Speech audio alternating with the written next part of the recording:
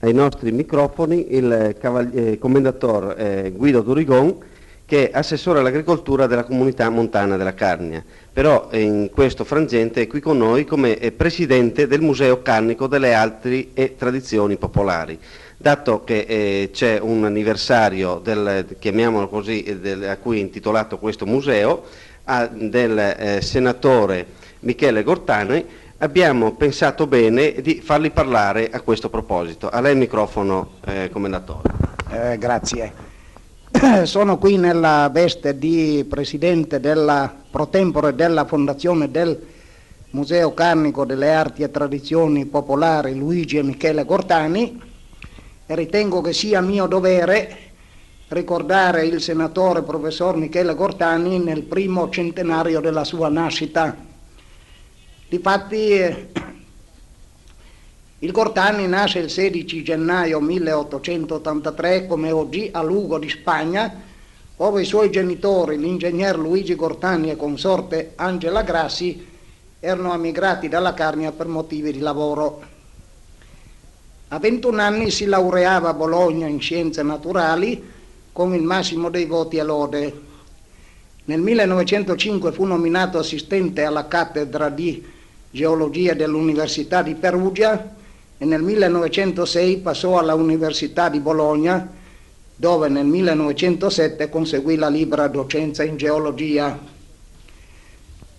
Nel 1911, sempre come assistente, passò a Torino e nel 1913 all'Università di Pisa, dove rimase fino al 1922.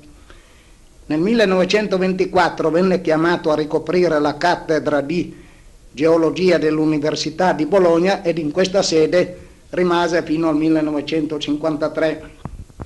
Il campo di lavoro che il professor Gortani svolse è vastissimo.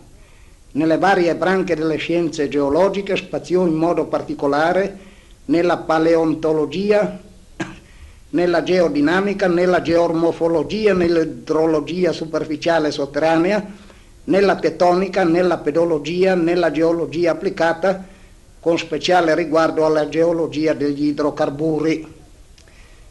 Fra i principali suoi contributi sono da ricordare gli studi sulle graptoliti del Paleozoico della Carnia e della Sardegna, sulla fauna e flora fossili delle formazioni sedimentarie dell'Ararino, della Dancalia meridionale dell'Africa orientale, del Permacarbonifero e del Permiano del Karakorum.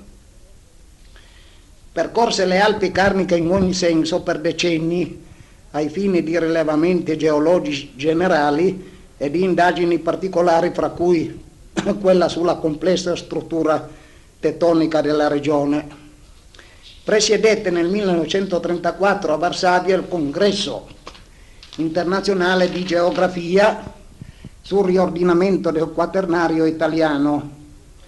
Divenne anche consulente dell'Agip e poi dell'ENI per la collaborazione nei lavori di rilevamento geologico per la ricerca di giacimenti di idrocarburi sia liquidi che gasosi. Fu membro onorario della Società Geologica di Francia, d'Inghilterra, della Germania e dell'Austria.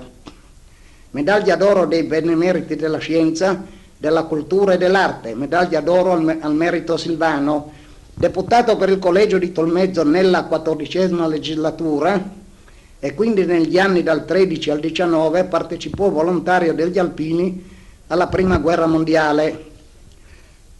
Con il periodo fascista sospese le attività politiche per riprenderla fra i volontari della libertà negli ultimi anni della Seconda Guerra Mondiale.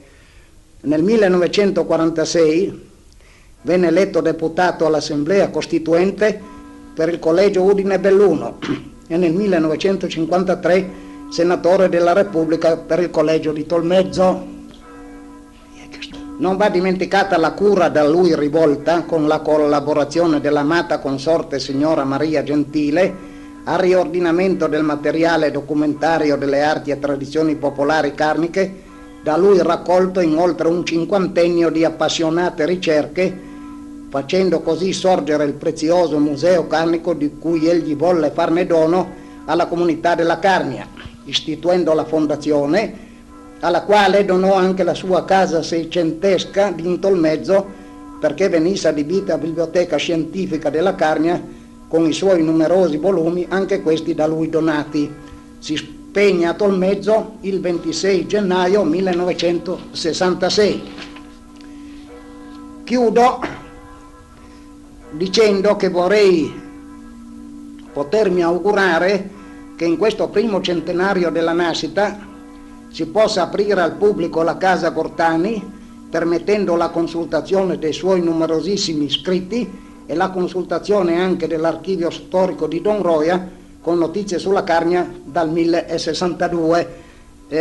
La Fondazione si riserva peraltro di ricordare la figura del grande professore Michele Cortani durante l'anno 1983.